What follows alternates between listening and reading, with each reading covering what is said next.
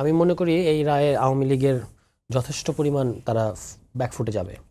মানে রাজনৈতিক দল হিসেবে যদি কাউকে কল্পনা করি, তাহলে তার রাজনৈতিক ক্যারেক্টারটা হচ্ছে সবচেয়ে বড়, সাংগঠনিক ক্যারেক্টারটা হচ্ছে সবচেয়ে বড়।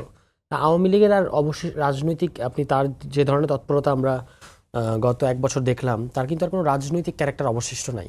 এক ধরনের চোরাগুপ্তা হামলা করা টাইপের গুপ্ত সংগঠনের মতো তারা কার্যক্রম চালিয়ে যাচ্ছে। এবং গতকালকে আপনি দেখবেন যে গোপালগঞ্জের মুকসুদপুরে এক সংবাদ সম্মেলন করে আওয়ামী লীগের বেশ কিছু নেতাকর্মী পদত্যাগ করেছে।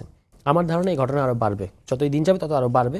এবং তাদের মধ্যে যারা কোনো ধরনের ক্রাইমের সাথে জড়িত ছিল না, সাধারণ সমর্থক কিংবা দলের থাকে না যে একটা অংশ কোণঠাসা হয়েছিল গত 10-15 বছর, তারা কিন্তু নানাভাবে সমাজে পুনর্বাসিত হবে। এবং সেটা খুব দোষের কিছু হবে না, কারণ ভোট মানেই হচ্ছে আমরা ধরে নিচ্ছি যে তারা এখন যে অ্যাভেলেবল দলগুলো আছে তার মধ্যে থেকে একটাকে আপনি ভোট দেবেন, ভোট দেওয়ার মধ্যে দিয়ে এটা একটা রিকনসিলিয়েশনও আপনার হয়ে গেল, ঠিক আছে। আর যারা ক্রিমিনাল তাদের অবশ্যই শাস্তি হতে পারে, ব্যাপারে কোনো সন্দেহ নেই।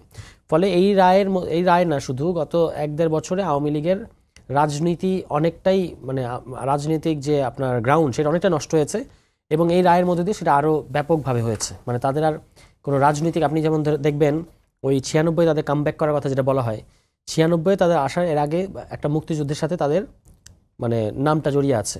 যেভাবেই হোক আমাদের তাদের অনেক সমালোচনা আছে মুক্তিযুদ্ধ কেন্দ্রিক তাদের ভূমিকার, কিন্তু তবু তারা কিন্তু এই দলের নাম জড়িয়ে আছে মুক্তিযুদ্ধের সাথে, ওতপ্রোতভাবে খুব ভালোভাবে জড়িয়ে আছে। ওকে, এটার প্রেক্ষাপটে আপনার তাদের 72 থেকে 75-এর যে দুঃশাসন, তারপরে 75-এর দুঃখজনক ঘটনা ঘটলো, আপনি সর্বোচ্চ অপোজিশন মানে তারা করলেও এই ঘটনাটা কেউ সমর্থন করতে পারবে না, মানে এই নির্মম হত্যাকাণ্ড।